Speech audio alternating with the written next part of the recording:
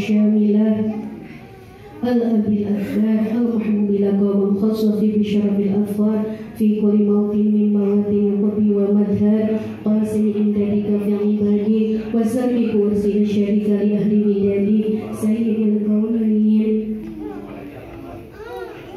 وأشرف الثقلين العبد المحبوب الخالص المخصوص من كبائر الخصائص اللهم صل وسلم عليه وعلى آله وأصحابه وبحضر اقترابه من أحبابه اللهم إنا نقدم إليك جهد النبي الكريم ونتوسل إليك بشرف مقامه العظيم أن تلاحظنا في حركاتنا وسكناتنا بعنايتك وأن تفعلنا بجميع أقدارنا وتقبلنا بجميع آياتك وحسن وقايتك وأن تباركنا من شرف قلبي إليك وإلى هذا الحبيب غاية أملنا وتتقبل منا ما تحركنا فيه من نياتنا وعملنا وتجعلنا يا الله في حضرة هذا الحبيب من الحاضرين وفي طريق اتباعه من السالكين ولحقك وحقه من المؤدين ولأهلك من الحافظين اللهم إنا لنا أطن في رحمتك الخاصة فلا تحرمنا وذنونا جميلة هي وسيلتنا إليك فلا تخيبنا آمنا بك وبرسلك وما جاء به من الدين وتوجهنا به إليك مستشفئين أن تقبل المذنب منا بالغفران والمسيء بالإحسان والسائل بما سأل والمؤمل بما أمل وأن تجعلنا ممن نصر هذا الحبيب ووزره ووله وظهره وأم ببركته وشرب بجهده أولادنا ووالدينا وأهل قدرنا وودينا وجميع المسلمين والمسلمات والمؤمنين والمؤمنات في جميع الجهات وأتم غاية دين القوم في جميع الطريق منشورة ومع الإسلام والإيمان بأهلها معمورة مأنا وصورة واكشف لهم الكربة المكروبين واقضي كيد المدينين واغفر للمذنبين وتقبل توبة التائبين وانشر رحمتك على عبادك المؤمنين أجمعين واكف شر المعتدين والظالمين واقصد الأنظار الحق في جميع النواحي والأمطار وأيد بتأييد من إليك ونصر على المنافقين من المنافقين والكفار واجعلنا يا ربي في الحس الحسين من جميع البلايا وفي الحس المكين من الذنوب والخطايا وأدنا في العمل بطاعتك والصدق في خدمتك القائمين وإذا توفيتنا فتوفنا مسلمين مؤمنين واختم لنا منك بخير أجمعين وصل وسلم على هذا الحبيب المحبوب للأجسام والأرواح والقلوب وعلى آله وصحبه ومن إليه منصور وآخر دعوانا أن الحمد لله رب العالمين سبحان ربك رب العزة عما يصفون وسلام على المرسلين والحمد لله رب العالمين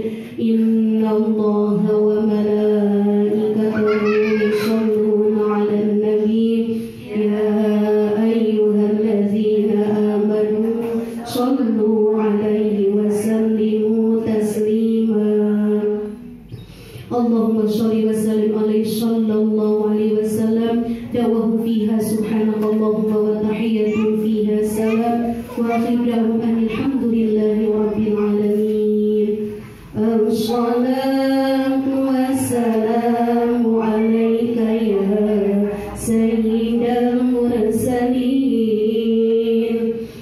الصلاة والسلام عليك يا خاتم النبيين الصلاة والسلام عليك يا من أرسلك الله رحمة للعالمين وسلم على سبيل أجمعين الفاتحة.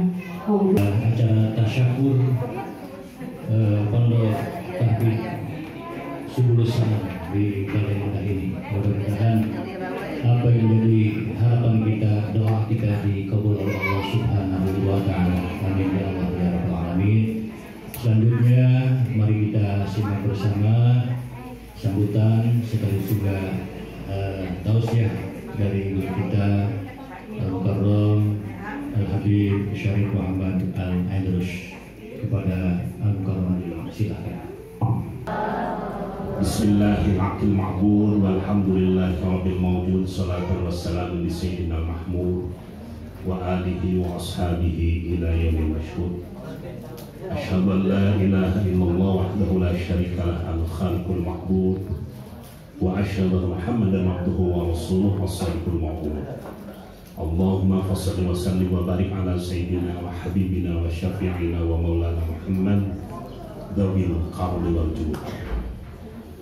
Wa qala Allah ta'ala fi kitabihil karim, a'udzu billahi minasy syaithanir rajim, bismillahirrahmanirrahim. Ara'aital ladzi yukadzibu bid-din fadzalikal ladzi yad'ul yatim. Al-ayah.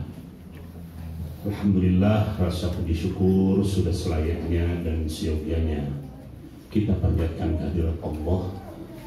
Salawat Allah beserta salam sejahtera semoga senantiasa terlimpah dan tercurah untuk junjungan kita bersama Nabi besar Muhammad Rasulullah SAW. Demikian juga semoga terlimpah baik untuk keluarga, kerabat, sahabat umumnya, untuk para pengikutnya hingga yaumil akhir. Amin ya Allah ya rabbal alamin. Hari ini bertepatan dengan hari kelahiran Rasulullah SAW. Pada saat Suwaibah menunggu Siti Aminah dalam keadaan sakit akan melahirkan Rasulullah, ketika itu terjadi hari Senin, nampak satu aura kegembiraan sekaligus keanehan. Suwaibah sebagai pengasuh pertama Rasulullah menyaksikan beberapa keanehan-keanehan pada saat Rasulullah lahir. Dari mulai proses kelahirannya, bersihnya, tenangnya, dan sebagainya. Artinya kelahirannya berbeda dari kelahiran manusia-manusia yang lainnya. Ini diabadikan oleh para ulama dalam berbagai kitab. Karena Suwaibah ini aslinya pembantu Abu Lahab, jarak kediaman Siti Aminah dengan kediaman Abu Lahab hanya beberapa meter saja, yang sekarang itu letaknya di Babu Umroh. Jadi Maktabah Maulid Nabi yang di Masjidil Haram, kemudian ke sebelah utara di sanalah kediaman Abu Lahab. Saking gembiranya Suwaibah ini langsung berlari-lari ke rumah Abu Lahab. Ya Tuan, adikmu telah melahirkan seorang anak lelaki. Karena ayahnya Rasulullah ini sebagian meriwayatkan kakaknya Abu Lahab, sebagian meriwayatkan adiknya Abu Lahab. Dan satu ayah satu ibu, karena Sayyid Abdul Muttalib pun memiliki beberapa istri. Jadi saking gembiranya lapor ke majikannya, ya Tuan, adikmu Siti Aminah sudah melahirkan. Apalah ininya, kelaminnya laki-laki. Alhamdulillah, gembira sekali. Detik itu juga, jam itu juga, Suwaibah dibebaskan dari status sebagai hamba. Suwaibah, untuk mengganti kegembiraanku, hari ini juga aku bebaskan engkau. Terjadi pada hari Senin. Oleh karena itu Rasulullah menyampaikan, dan ini ada di beberapa kitab, Allah sendiri memberikan semacam keringanan, memberikan semacam diskon khusus kepada Abu Lahab. Abu Lahab di alam barzahnya ada sebuah kehidupan yang namanya alam barzah. Abu Lahab ini tidak pernah terhenti dari siksa Allah. Sebagai balas budi Allah kepada Abu Lahab yang diabadikan langsung saking kejamnya Abu Lahab, ya, sehingga dibuat khusus surat Al-Lahab, ya. Tetapi khusus hari Senin Allah memberikan keringanan, Abu Lahab tidak dihukum khusus hari Senin karena membebaskan pembantunya yang bernama Suwaibah, dan langsung Suwaibah ini diserahkan kepada Siti Aminah, dan Suwaibah inilah yang pertama memberikan air susu kepada Rasulullah, karena Siti Aminah sendiri kering, ya. Jadi Suwaibah inilah, jadi nanti ibu dan bapak perlu tahu, kita ini dicekoki dengan ilmu-ilmu barat. Siapa penemu pertama listrik pasti tahu, Alva Edison. Siapa penemu telepon pasti tahu, Graham Bell. Siapa penemu kereta api, siapa penemu pesawat, dan sebagainya dan sebagainya. Kita sejak di SD dicekoki dengan penemu-penemu itu, namun kita nggak pernah tahu penemu-penemu pertama. Ada satu jurnal khusus dari Kairo, siapa yang pertama ini. Contoh misalnya, orang yang pertama menuliskan Bismillah itu adalah Bismillah dalam bentuk tulisan itu adalah Nabi Sulaiman. Orang yang pertama masuk Islam Siti Khadijah. Orang yang pertama menghumuskan pedang di peperangan Zubair bin Awam. Ya. Orang yang pertama dibangkitkan dari alam kubur nanti Nabi Adam. Orang yang pertama diberi pakaian itu Nabi Ibrahim. Itu ada semua riwayatnya. Yang pertama. Ya. Kalau ini bukan orang yang pertama cinta saya, gitu. Istilahnya namanya first love, gitu kan, ya. Cinta pertama. Nah ini perlu tahu. Jadi Suwaibah ini orang yang pertama memberikan air susu, karena biasanya ada tradisi orang-orang Arab selalu menitipkan ke orang-orang yang berada di pedesaan karena udaranya masih sangat bersih, kemudian bahasa Arabnya juga belum terkontaminasi dengan yang lain-lain, ya, belum terkontaminasi dengan yang lain-lain. Alhamdulillah hari ini hari Kamis bertepatan dengan 12 Rabiul Awal, kita lil mahabbah, lil ta'zim, lil tabarruk. Lil mahabbah sebagai perwujudan kecintaan kita kepada Rasulullah, lil ta'zim sebagai pengagungan, lil tabarruk mudah-mudahan kita mengharapkan barokah. Insya Allah tempat ini perlu saya jelaskan wakaf dari almarhum Allah yarham Bapak Haji Wario Sukanda, sudah diwakafkan beberapa tahun yang lalu. Kami terus terang saja ketika itu merasakan satu beban dosa, ingin mewujudkan tempat ini menjadi sesuatu yang bisa mengalirkan pahala. Karena kalau ada barang wakaf belum diwujudkan, belum mengalir pahalanya. Nah, alhamdulillah salah seorang putranya hadir. Jadi tempat ini kita jadikan sebagai pondok yatim keempat Assalam.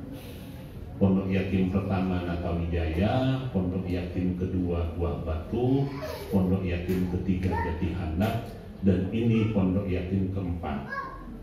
apabila Natawijaya dengan Buah Batu hanya sebatas pondok yatim, di sini selain pondok yatim juga sekaligus sebagai pesantren untuk anak yatim dengan spesialis tahfidz Quran. Jadi anak-anak yatim di sini akan kita minta untuk khusus Al-Quran, khusus menghafal Al-Quran. Insya Allah mungkin bisa kita bayangkan bagaimana pahalanya mengalir kepada Allah Yarham almarhum Bapak Haji Walia Sukanda. Walaupun sekarang ini belum dipakai pesantren, tetapi ini sudah dipakai pengajian ibu-ibu, anak-anak, ya karena rezekinya harus kami bagi-bagi, ya. Kami kemarin itu fokus ke Jatihanap, mungkin berapa miliar ya Pak Dewi ya untuk Jatihanap saja. Di sana kita tampung hampir berapa anak-anak yatim itu. Ya. Nah, ini walaupun belum tuntas, tetapi saya paksakan 12 Rabiul Awal. Walaupun belum tuntas semuanya, karena untuk tuntas sementara ini saja untuk bisa menampung kurang lebih 30 atau 40 yatim yang hafidz Quran, kita masih butuh mungkin kurang lebih 200 juta. Nanti setelah acara ini saya minta ibu-ibu lihat ke belakang, ya, untuk 2 lantai nanti, ya dibilintik lah. Dan kemarin-kemarin ini, sebelum ini, maaf untuk Pak Bro ini mau meninggalkan ini. Tempat ini tadinya hanya batas saja, kemudian ini juga dipelur saja tidak, tapi sudah dipakai pengajian, ya. Sudah dipakai pengajian, ya. Dan ini khusus untuk pengajiannya di sini. Jadi kok kenapa nggak gemblang? Memang sengaja untuk pengajian, ya. Untuk pengajian, ibu-ibu, bapak-bapak, mungkin nanti juga untuk sholat berjamaah dan sebagainya dan sebagainya. Nah, kenapa yatim? Jadi sampai hari ini baik kaum muslimin maupun pemerintah belum menunjukkan kepedulian yang memadai untuk yatim.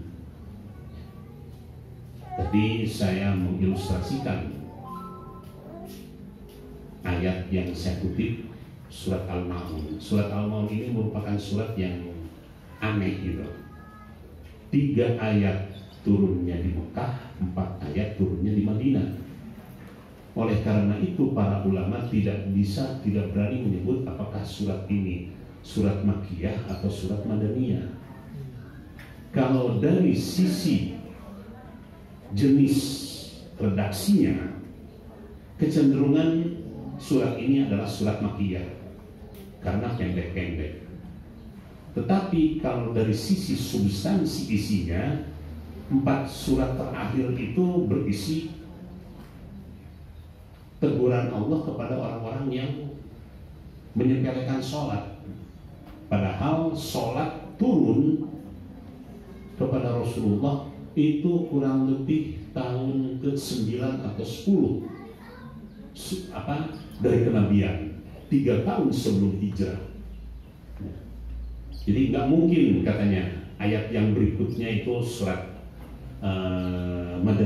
Makkiyah. Allah mengawali di dalam ayat itu berkaitan dengan yatim sendiri. Di dalam Al-Quran itu ada 23 ayat. Sengaja Allah melontarkan pemikiran berkaitan dengan yatim. 8 ayat menggunakan kata mufrad yatim, 14 ayat menggunakan kata-kata jamak. Ada al-aitam, ada al-yatama, sama jamaknya jamak taksir, dan 1 kata yang bentuknya musanna, ya. Jadi ada 23 ayat. Nah, yang paling menonjol sekali adalah surat Al-Maun ini. Allah mengawali dengan ara'aital ladzi yukadzibu biddin. Di sini kalau orang pesantren menyebutnya, Allah mengawali dengan huruf istifham, sebuah pertanyaan. Mukhatabnya atau yang diajak bicaranya adalah Rasulullah.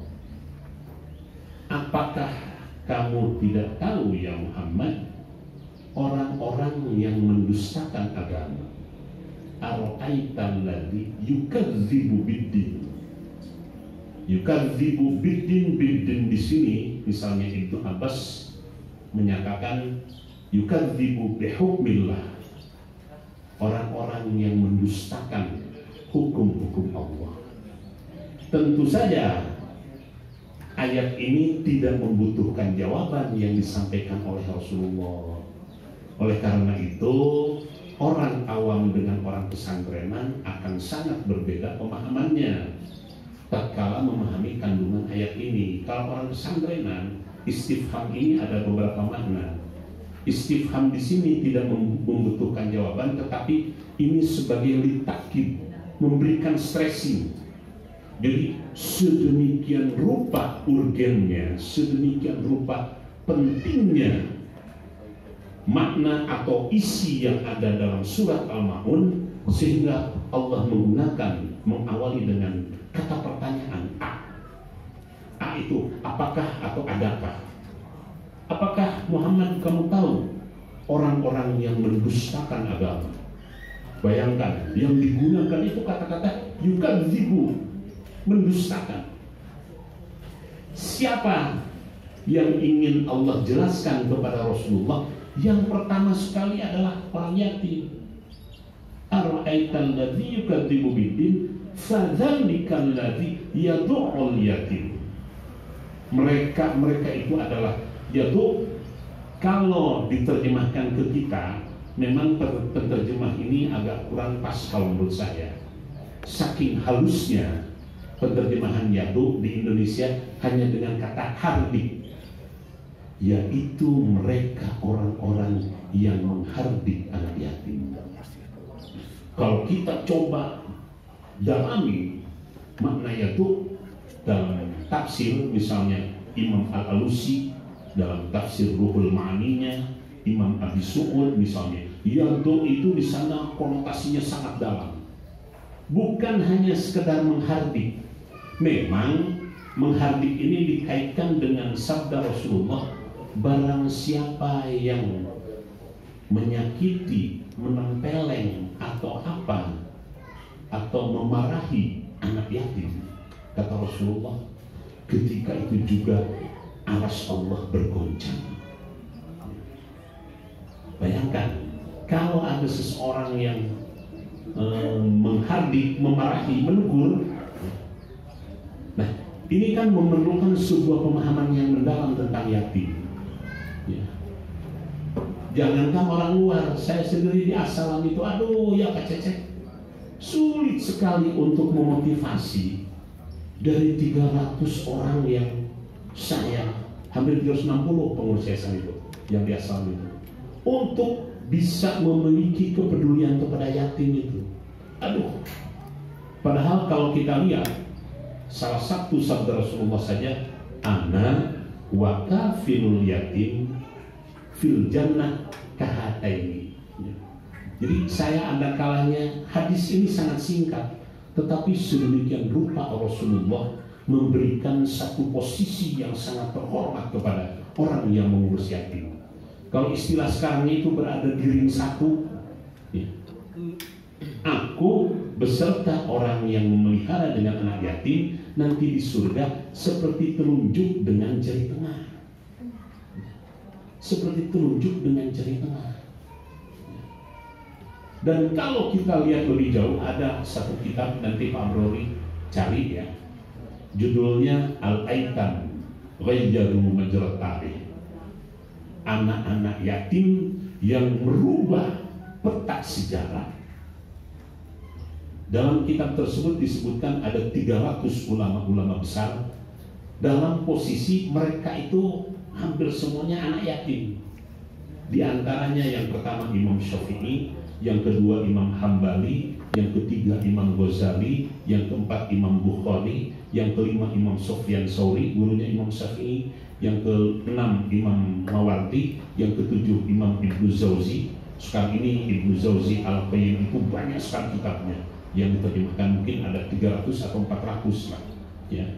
Nah, mereka itu ada 300 ulama yang merubah Ghayyaru Majrat Tarikh, peta sejarah. perjalanan sejarah. Nah, alhamdulillah beberapa tahun terakhir ini saya adakan ini harus nikmat saja. Pak Cecep, Pak Jai, sebetulnya saya sudah sangat capek mengurus yayasan ini. Tapi saya terhibur dengan beberapa tahun terakhir ada beberapa anak yatim yang hafid ya. Untuk bisa hafal Quran 30 juz itu bukan perkara enteng. Tetapi kita asalan bisa melahirkan anak-anak yatim yang hafid. Selain hafid juga kita kuliahkan, mereka kita kuliahkan di Unpad juga selesai. Apakah itu bukan sebuah kenikmatan? Nggak tahu untuk bapak-bapak yang lain apakah kenikmatan atau tidak. Yang sirinya ngumpul gitu kan. Jadi itu sebuah kenikmatan puncak saya. Walaupun begitu saya masih ngomong sama Pak Jenderal awas sih kayak ulah diborong ke sorangan, karena terus terang saja keseharian yatim ini Pak Jenderal. Saya hanya mencarikan uang, saya hanya mencarikan program, saya hanya mencarikan guru, mencarikan ini. Nah yang sehari-hari ini Pak Jenderal. Kenapa posisi orang yang mengurus yatim sedemikian rupa posisinya di hadapan Allah? Karena ya Allah ya Rabbi, aduh godaannya yatim itu. Apalagi Pak Jenderal, sedangkan saya saja beberapa kali kena komplain. Pernah ada seorang tentara yang di Matawijaya itu datang letnan kolonel, tapi itu betulkan anak-anak yatim, masa saya lagi lewat saya dikencingi kan? Di anak yatim ini kencing dari lantai 3, si kolonel ini lewat gitu kan? Oh iya Pak, ya saya maaf gitu nih. Pak Jenderal sampai bugar-bugar, aku bayangkan di lantai 3 bakar kertas, ngapung. Coba, wah, Pak Basir dan sebagainya ya. Memang membutuhkan satu mental tersendiri, tetapi itulah ya. Dan sangat banyak sekali. Misalnya dalam surat Al-Baqarah ayat 220 Allah menyampaikan kepada Rasulullah, wa yas'alunaka 'anil yatama.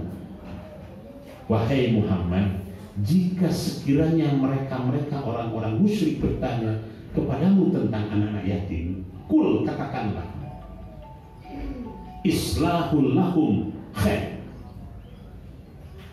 Katakanlah, perlakukanlah, buatlah, jadikanlah islah itu perubahan. Rubahlah anak-anak itu menjadi sesuatu yang baik, dan itu akan menjadi khair, menjadi kebaikan bagi orang yang merawatnya. Rasulullah sampai menyatakan rumah yang paling baik di dunia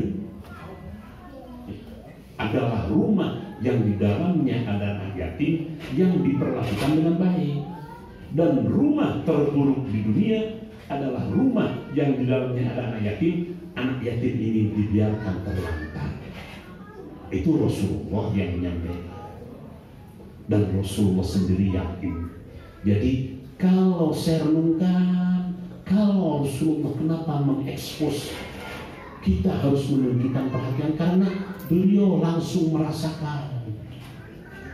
Saya sementara ini terus terang saja sering melakukan renungan-renungan. Contoh sederhana saja, misalnya, maaf kalau ada guru dari TK tentang parenting. Parenting pendekatannya itu sangat rasional.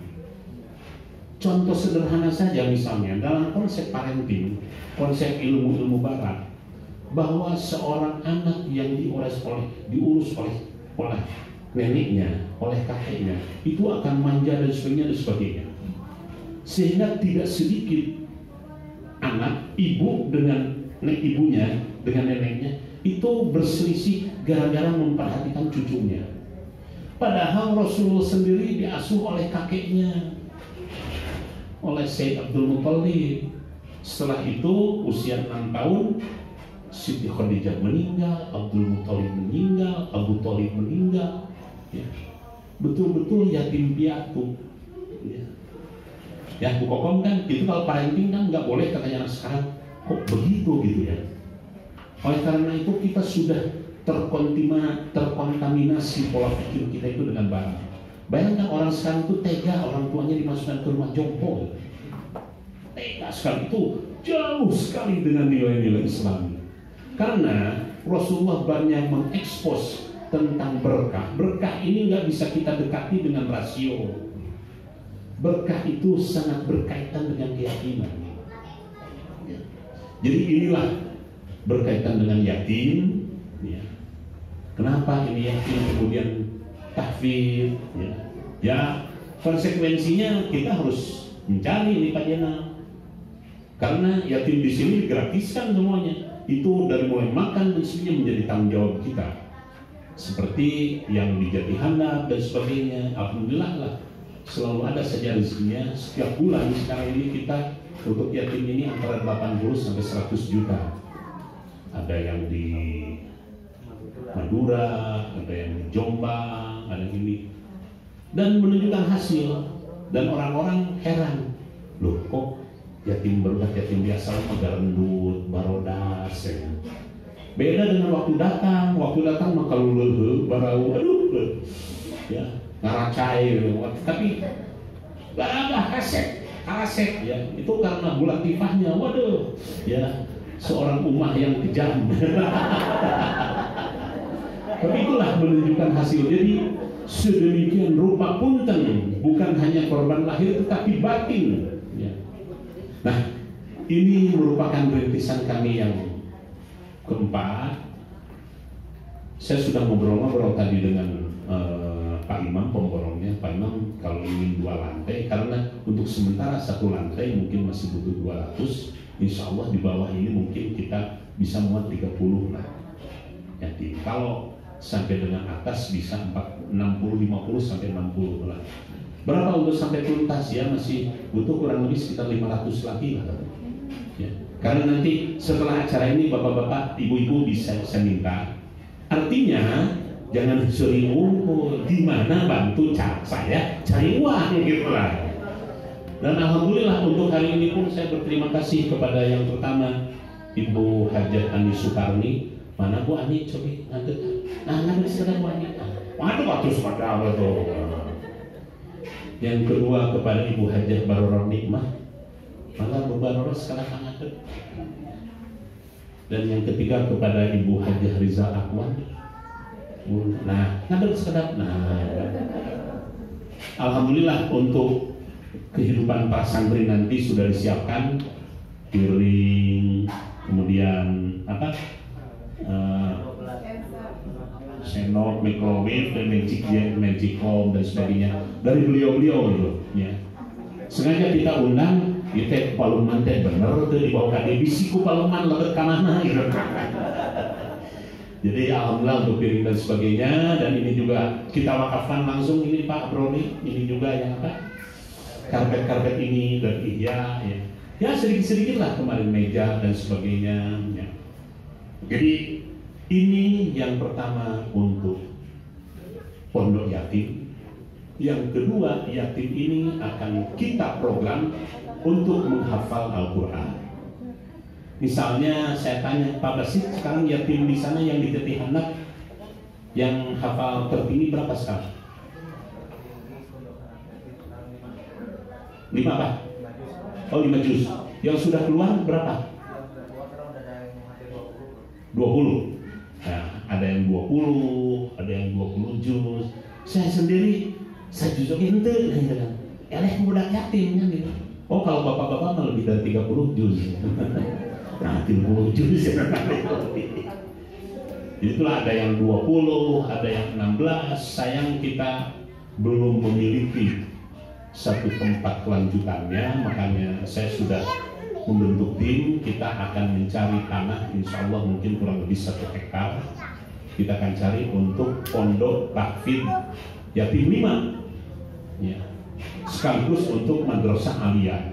Jadi anak-anak kita yang sudah 10, 16, 20 belum tuntas karena harus melanjutkan, kita belum punya madrasah aliyahnya. Madrasah aliyahnya alhamdulillah kemarin ada yang wakaf di Bekasi, dan yang wakafkan diizinkan untuk dijual. Silahkan dijual kalau tidak bisa dimanfaatkan, kebetulan tempat strategis yang mewakafkan sudah setuju. Nah itu nanti kita akan mencari tanah. Sekarang ini sudah ada beberapa tempat lah ada di Arjasari, ada di Nagreg, ada di mana, belum kita putuskan. Mudah-mudahan sebelum berakhir 2020 ini kita sudah bisa memutuskan ya. Aku sekalian naon deui Bu,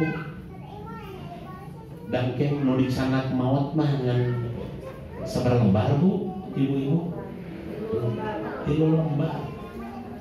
Jadi saya terakhir sangat tergugah dengan kata-kata Sayyidina Ali.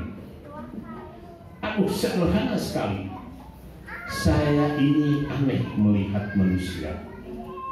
Dalam kehidupannya, manusia itu ada 2 hal. Yang pertama yang sangat diharapkan sekali, dan yang kedua sangat ditakuti. Ini yang diharapkan ini lebih daripada cita-cita yang lainnya. Yang ditakuti juga lebih ditakuti dari yang lain-lainnya. Tapi kok mengusahakannya, mewujudkannya, meresponnya, menanggapinya dengan tenang-tenang saja, kata Sayyidina Ali. Hampir semua kaum muslim pasti berharap ingin masuk surga. Siapa sih nggak ada yang nggak mau masuk surga? Semuanya berharap. Tapi kok santai-santai tenang ulang dan kumangke. Ongko hayang tapi usahanya nggak maksimal. Yang kedua, ada yang ditakutkan yang namanya neraka. Tapi kok masih santai-santai juga? Saya ini heran dengan manusia kita. Ini sebuah renungan yang mendalam dari Sayyidina Ali berkaitan dengan kehidupan manusia. Jadi semua kaum muslim itu 2 ini. Yang pertama, harapan yang sangat tinggi. Yang kedua, sesuatu yang ditakutkan tetapi tenang. Nah, yang terakhir, maaf sekali. Jadi kalau zaman almarhum, Abah almarhum itu mampu meyakinkan, mampu memotivasi, karena nampaknya pola pikir kita itu belum terkontaminasi, belum bercampur baur dengan pola-pola pikir yang sangat materialis, malah sudah hampir sampai ke hedonis. Kita ini sudah konsumtif, sudah materialis ya. Kemudian juga cenderung menikmati ya. Jadi contoh, dulu zaman almarhum itu orang can aya jamna, beberapa jam kemudian langsung jam dini. Itu tuh prioritas. Jadi makna wakaf, nanti saya minta Pak Jenal, Pak Lukman, Pak Abroni coba. Yang saya ketahui pembahasan wakaf yang cukup mendalam ini di kitab Mughnil Muhtaj ya. Imam Syarbini. Coba di Mughnil Muhtaj itu lebih mendalam pengupasan tentang wakaf gitu. Jadi sekarang ini ada penyempitan dan pemahaman yang dangkal tentang wakaf ya. Jadi wakaf itu misalnya begini, orang yang wakaf, tapi insya Allah kalau keluarga kawannya enggak, orang yang wakaf ya, keluarganya yang lain, beberapa kali kita nggak jadi, akhirnya saya sampai harus berdebat dan sebagainya kepada keluarga. Sebetulnya orang yang wakaf itu adalah orang yang cerdik. Kenapa cerdik? Karena orang yang wakaf ini memberikan sesuatu yang tadinya tidak bergerak, tidak memberikan manfaat, tidak dinamis, menjadi sesuatu yang hidup. Waktu belum diwakafkan itu mati, tetapi setelah diwakafkan jadi hidup. Hidup itu karena mengalir manfaatnya, mengalir pahalanya. Kan cerdik, ada orang jadi korban, mereka pegawaian tak orang supaya. Tetapi jangan kecil hati, kita yang menerima wakaf juga sama kecipratan pahalanya dengan orang yang mewakafkan. Nah, pemahaman seperti ini nampaknya sudah mulai rancu. Jadi kenapa semakin kesini orang berat untuk wakaf? Karena tidak memahami. Contoh misalnya, saya datang kepada beberapa keluarga, Saya lihat ke belakang ke selatan, duh eta aya kursi, mohon di gudang nanti. Seberapa tahun? 8 tahun. Dalam hati saya, lalu diwakafkan manfaat. Itu kalau barang itu 8 tahun di gudang, mungkin akan menjadi sarungan, tidak bermanfaat, dan akhirnya rusak. Hanya tinggal tunggu waktu kan. Begitu diserahkan ke masjid, kemana, ke siapapun lah, mau ke NU, mau ke Muhammadiyah, mau ke Persis, mau mana, asal dimanfaatkan itu pasti akan mengambil. Nah, di sini pemahaman orang-orang terakhir nih. Jadi sekarang ini ada satu mental di mana yang pertama takut miskin, yang kedua lebar. Yang pertama takut miskin, yang kedua lebar, yang ketiga budaya menumpuk. Nyimpen, kumpulkan eta baju kos 15 tahun, aya kalana baju gerbobogohan tanya dikoleksi kayaknya wae, aduh. Jadi waktu Siti Aisyah lapor setelah sholat subuh, jadi Siti Aisyah nggak memperkenankan orang-orang lain untuk berbicara dulu dengan Rasulullah, karena waktu Siti Aisyah masuk masjid, tiba-tiba di pintu masjid ada seorang wanita yang menutup tangannya. Selesai sholat subuh langsung, ya baginda Rasul, izinkan saya untuk menyampaikan sebuah masalah. Biasanya Rasulullah berbicara dulu dengan yang lain. Kenapa? Yang Aisyah, begini ya Rasul, di luar ada seorang wanita tadi malam bermimpi. Gimana mimpinya? Jadi dia bermimpi malam itu melihat ibunya berada di neraka.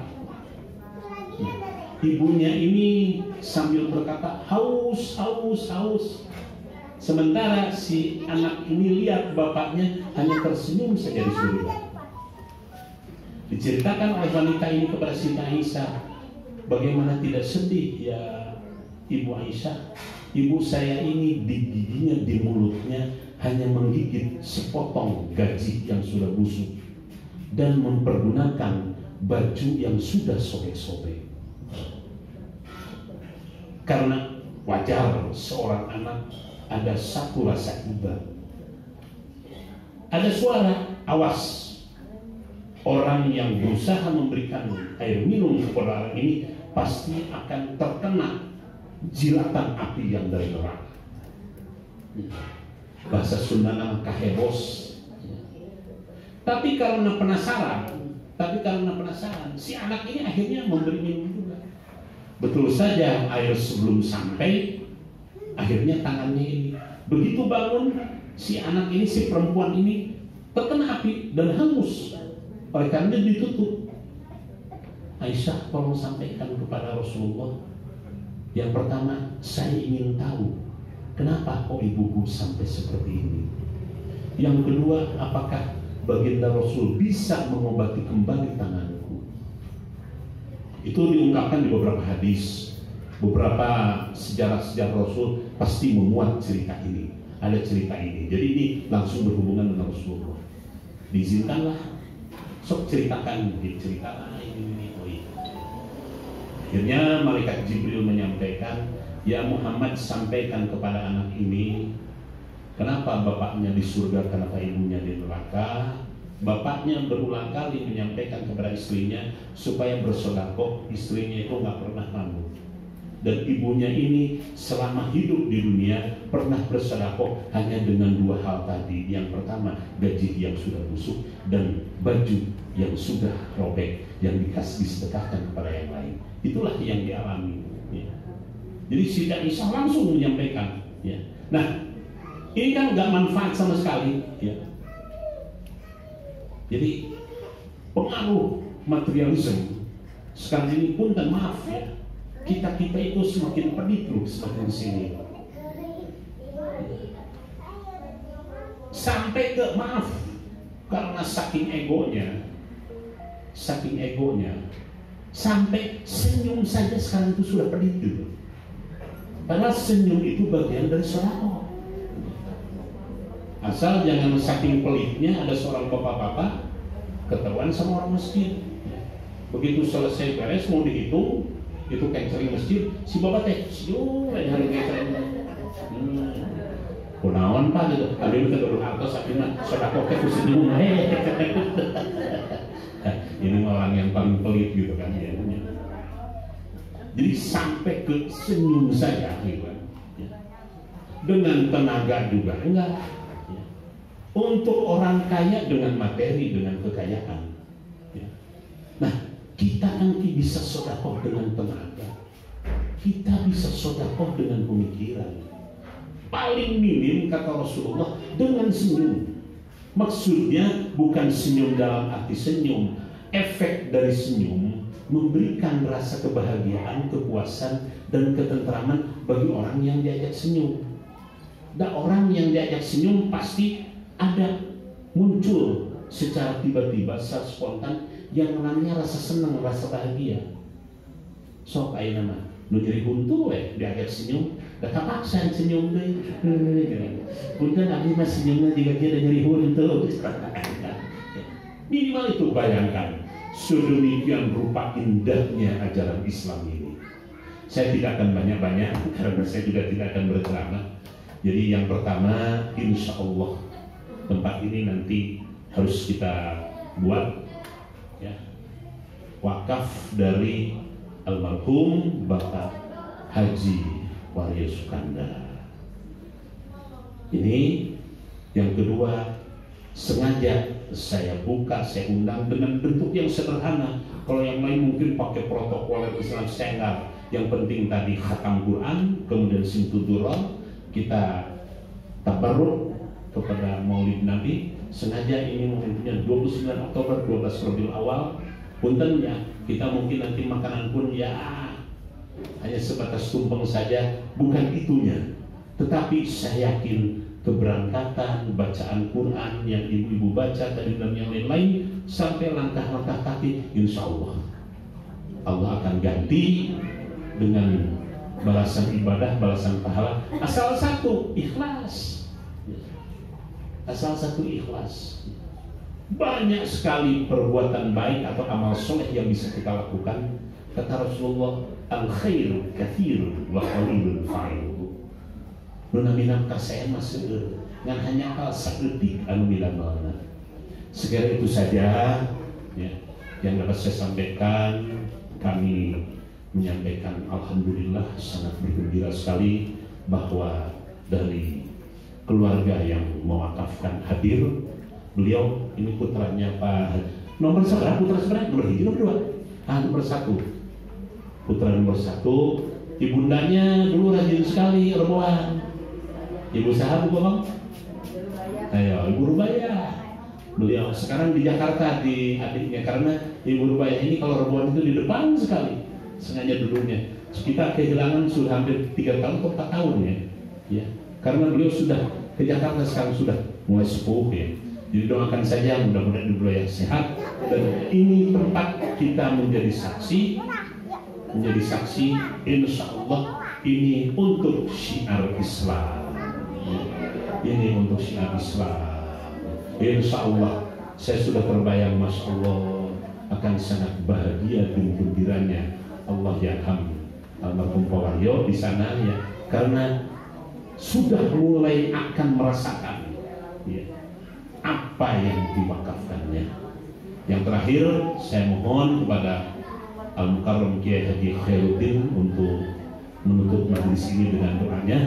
Setelah selesai doa, saya mohon kita semua termasuk ibu-ibu untuk melihat ke belakang. Jadi itulah pekerjaan rumah kita ya.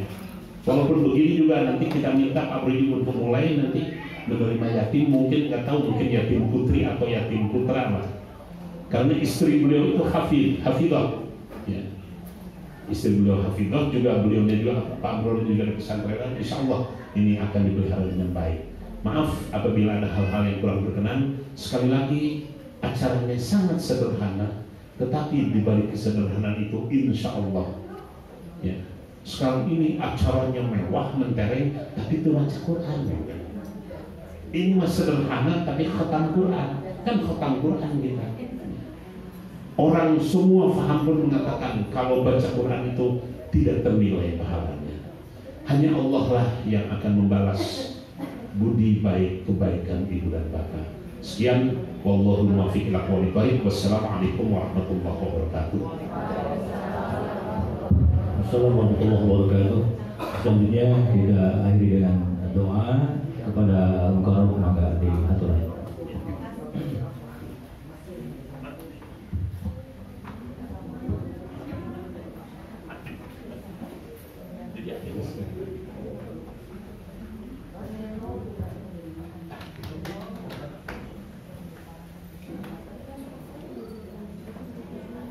Assalamualaikum warahmatullahi wabarakatuh.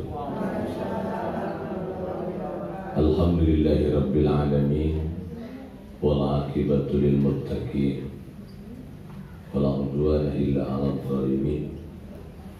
Wassalatu wassalamu ala sayyidil mursalin, sayyidil awwalin wal akhirin, sayyidina wa maulana Muhammadin khatamin nabiyyin. Amma ba'du. Hadratul Syekh Al-Habib rahimakumullah, Bapak Ibu rahimakumullah. Alhamdulillah, pada hari ini saya ikut bersyukur kehadirat Allah Azza wa Jalla, bisa hadir dalam acara tasyakuran yang tadi sudah jelas dan gamblang, sungguh sangat mulia, dan ini adalah masuk dalam uswatun hasanah sesuai dari baginda Rasulullah Sallallahu Alaihi Wasallam. Di dalam dirinya segala-galanya adalah uswatun hasanah. Mudah-mudahan Allah Subhanahu wa Ta'ala memberikan ridho kepada kita semua. Kepada Hadratul Syekh, saya mengaturkan jazakumullah khairal jazaa bahwa anak saya ditempatkan di ini tempat yang mana anak saya yang keberapa ya? Yang keberapa? Yang keempat, yang ketiga, lupa habis. Saking banyaknya anak saya yang bernama Jannatul Ma'wa. Alhamdulillahirabbil alamin. Hadratul Syekh, anak saya Jannatul Ma'wa ini ya sengaja diberi nama Jannatul Ma'wa. Mudah-mudahan semuanya mendapatkan kedudukan yang tinggi di hadapan Allah Subhanahu wa Ta'ala. Dari awal dipesantrenkan, pesantren demi pesantren, kemudian dikuliahkan di UIN, alhamdulillah tamat. Kemudian atas izin Allah ditemukan dengan arjunahnya, yaitu Abror. Alhamdulillah di pesantren Syifon, dan juga alhamdulillah sama tamat juga kuliahnya pesantrennya, jodohnya. Dan dilihat dari nama kayaknya sesuai gitu kan. Hamba-hamba Allah yang masuk dalam surga itu adalah disebut hamba-hamba Allah yang abrar. Mudah-mudahan saja. Nah itu hadratus saya mengaturkan jazakumullah khairal jazaa bahwa atas izin Allah syariatnya adalah Habib Syekh. Anak saya ditempatkan di tempat, mudah-mudahan manfaat fi dunya wal akhirah. Allahumma salli wa sallim wa barik ala Sayyidina Muhammad wa ala ahli Sayyidina Muhammad. Allahumma lakal hamdu wa ilaikal mustakar wa antal musta'an wa la hawla wa la quwwata illa billahil aliyyil azim. Allahumma bi izzatik wa bi jalalik wa bi asma'ik wa bi rasulik Sayyidina wa maulana Muhammadin sallallahu alaihi wasallam. Ij'alna wa auladana wa ahlana min ahlil ilmi wal khair ومن عبادك الصالحين والعلماء العاملين.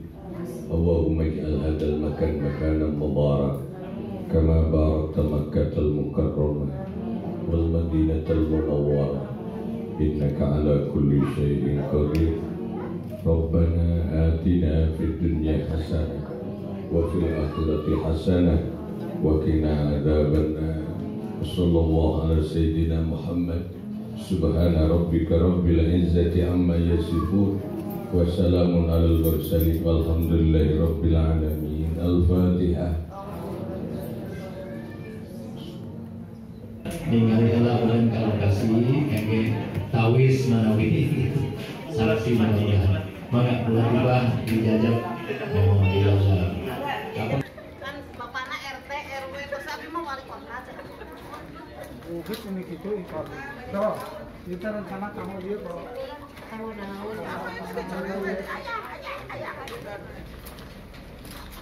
Bu Wali banyak dengar. Malah ini bali yang bali teh. Pak, laporanna bilangan kira naon? Di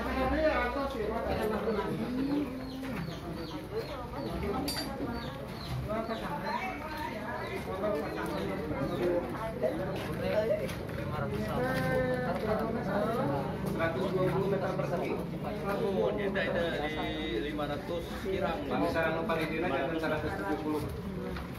Siwaan sertifikat wakaf. Baru mana ya di kapal ini? Paling dia lengkap.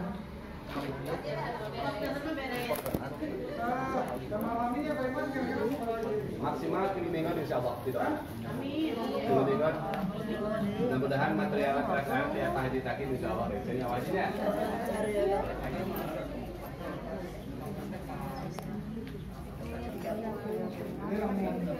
Untuk kali ini pilih ke santrian di Lang, kita kamu punya sapi. Haji di dia baik. Kenapa jangan mendak?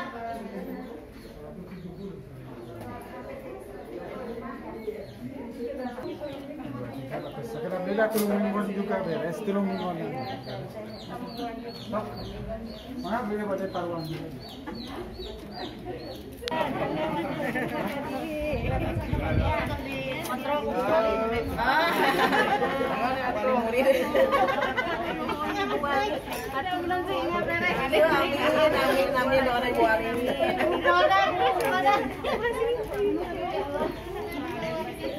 Taruhan lagi.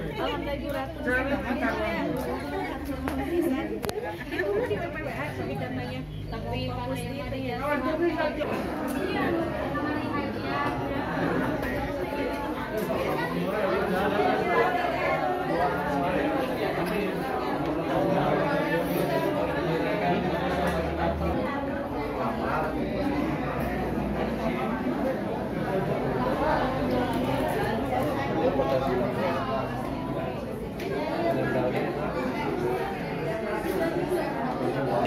Kirang kita itu kirangnya. Itu pada kariring yuk, kariring dia. Oh, berarti Terus saya kan? kamera mana ya tadi? Pak Cece tolongan. Iya. Iya. Sok sekali. Oke, beli. Bebas.